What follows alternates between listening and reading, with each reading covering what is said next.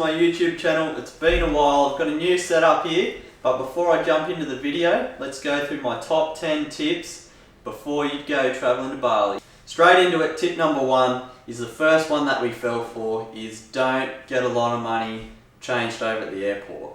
So you get ripped off something chronic with the exchange rate, just hold off, just get enough to get you to the place that you're staying, and then go downtown, search for a few money exchanges. So there's money exchanges everywhere. They've got big signs out the front with the prices. Shop around, and basically what happened to us is we changed over about $200 each. We ended up getting about $140 worth of rupiah. So massive difference. Tip number 2, organise your airport transfers before you get there. We got there, we flew in, it was actually already dark. As you're walking out to the edge of the airport there, there's just hundreds of taxi drivers all yelling out, pick me, pick me, pick me. It's quite overwhelming.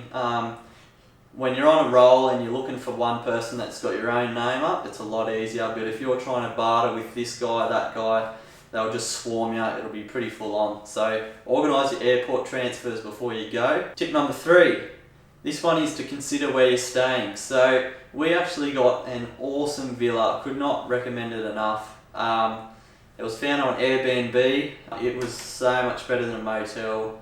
Had some good service, security all time round, and it was just better. I feel like we had more freedom. The people were willing to go down the street and get stuff for you or whatever, or organise. They organised our scooters, like they gave us tips, and yeah, it was just awesome. So if you can get something on Airbnb, a villa or something like that, it'd be so much better than a motel.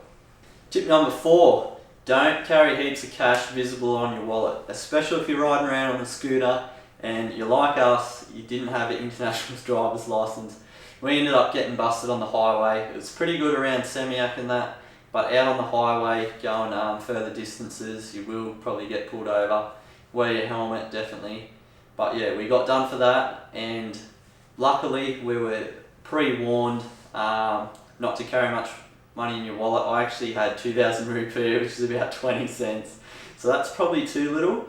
But yeah, so there's 3 of us stuck in there, and basically they told us if we don't bribe them, yeah, we got to attend court, and you know, it's pretty much when you're on a holiday, you don't have the time to be doing that. Often you'll be flying out before the date is, so they'll hold you there and it'll be messy. So you're better off just paying them off, but it's very negotiable, the prices. So the usual rate is 50 to 100 Australian dollars will get you out of trouble. The 3 of us ended up getting away for $25. That's what we had together. That was probably an extreme case, but if you're not carrying much, they can't take much, and honestly, they're probably just going to take it. Tip number 5 goes with that one as well. So carry small divisions of cash. If you're going to all these small supermarkets and stuff, they're, you know, you keep throwing $100,000 notes at them, they're not going to have change. Even though a $100,000 note is only $10 Australian, it's just a big note over there. So try and get some 50s, try and get some 20s, try and get some 10s, get some smaller notes and that. They'll be pretty handy in your wallet, and it'll probably stop you from getting ripped off at some point. Also, if you're walking around with heaps of cash in your wallet, and you're trying to barter or you're trying to buy something, if they see you open your wallet and try and pull, you know, 100,000-200,000 out, and you've got, you know, all these notes in there, they're gonna charge you a lot more. They're pretty cheeky. They're not, I wouldn't say they're all criminals, but they're definitely cheeky. They'll try and get a few extra dollars here and there if they can. Yeah, it's just how it is over there. Tip number 6. Now, this one was actually nearly scared me off from going on the trip altogether. When I checked the weather before I went, a lot of the days had thunderstorms. Now, you know, partly cloudy, thunderstorms, raining, either one. When I actually got there, the weather was so perfect, it wasn't funny. Like, it was absolutely beautiful. And then at worst, you'd have a thunderstorm for 30 minutes in the afternoon or an hour, and it'd rain, it'd still be nice. You just get a bit of rain and then it'd be gone and the rest of the day would be fine. Even though it was a last minute thing, I thought I don't want to book a last minute trip and just be rained on the whole time, which was definitely not the case, so I'm so glad I went. Tip number 7, if you're trying to get somewhere quick, scooters are definitely the go. There's an app called Gojek, Gojek. I'm pretty sure it's like Uber in Australia. Just flick, a scooter will come pick you up. Or if you've got your own scooter, it's just, any scooter is going to be a lot quicker than a car. The cars just get so congested, all the scooters just ride straight around them. Tip number 8, get a tour guide for the day. So go to one of the stands, have a look at all the brochures, see what you want to do, different locations. I went down to Uluwatu, Single Fin, awesome down there. They're just going to be able to show you a lot more than what you'll ever see otherwise. Tip number 9, don't get fooled with dodgy products. So I bought some knockoff Nikes at one of the little market stalls there. You know, I thought these would be a good thing. I actually paid a fortune for them, really. I paid $50 Australian. They come out of this plastic bag and they're all like squashed together and mangled. And I thought that, you know, these will last, but in reality I had them for about 2 weeks back in Australia and the sole fell off them, you know, they were all ripped. They just, it was terrible. So 2 weeks they lasted me. I pretty much threw them in the bin. So don't get fooled with dodgy products. Number 10 is a big one.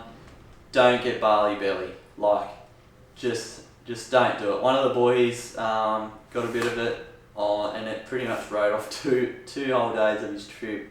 He was just cleaned out, top to bottom. So just don't do it. Just stay away from natural water, or, you know, just be careful what you're drinking. Just bottled water. That's it. I recorded this one quite a while ago. The quality's not quite up to scratch of something that I do now. I just wanted to get it out to you guys. Hopefully it still has some good tips in it. So let's get in. I spent the last 6 days in Bali. I've never been here before and I wasn't too sure what to expect. It was a last minute booking actually. So I'm going to do a bit of a video on things I wish I knew and just a few things I can show you of my time and what I've experienced while I've been here. So first off, spent my time in Seminyak. So this is a little villa, found it on Airbnb, or the boys found it on Airbnb, and yeah, awesome spot, 4 bedrooms, big pool, shared kitchen and all that, perfect for a group. But yeah, these scooters are essential and so cheap to hire in Bali. Just wear your helmet. So that one there, hired it for 5 days, cost me 350,000 rupiah, which is $35 for 5 days hire, and it's absolutely awesome. I wouldn't travel around Bali anywhere else. The traffic's pretty heavy, but or for the cars, scooters are awesome. You can zip through traffic. If you've got a bit of motorbike experience, you don't have to be a legend, but yeah, just as long as you're confident riding, they're pretty easy to ride. It's automatic, it's got no gears. I'll show you over it. Controls are super simple. Accelerator, front brake, rear brake, high low, headlights here, blinkers, horn, mirrors. I don't think I've ever looked in the mirrors yet. Yeah, you just turn it off like that, and then to lock the steering, turn it another, pull the key out. Easy as that. It's got a storage compartment under here, so it's lockable, just like that. Lift him up. You can fit a lot of stuff in here. I fit my whole camera in here, a reeler pod, wallet, phone, everything. So you can put your stuff on charge. You've got, this is your fuel tank. So I'll show you where to get fuel. It's super different to anywhere I've ever been. Locked, and then you've just got holders down here. You can fit a fair bit of stuff. So yeah, it's electric start. It's got a stand down there. Lift them up. Dublin pegs. You You can actually fit 2 or 3 people on here, no worries. So yeah, we'll go for a ride and I'll show you where to get fuel and a few other things.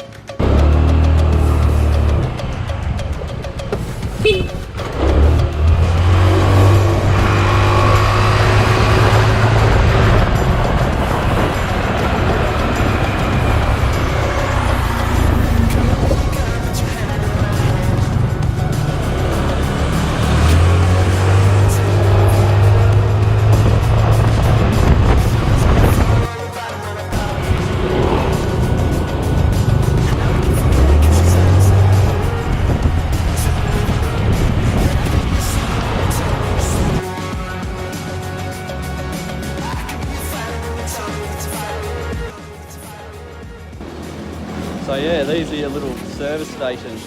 They're pretty hard to see, but just pull up at one of them and they just lift the seat, pour it in, funnel, straight in. So the typical price for a bottle, 1 litre bottle, is 10,000 rupiah, which is about $1 Australian dollar. And then these are your money exchanges.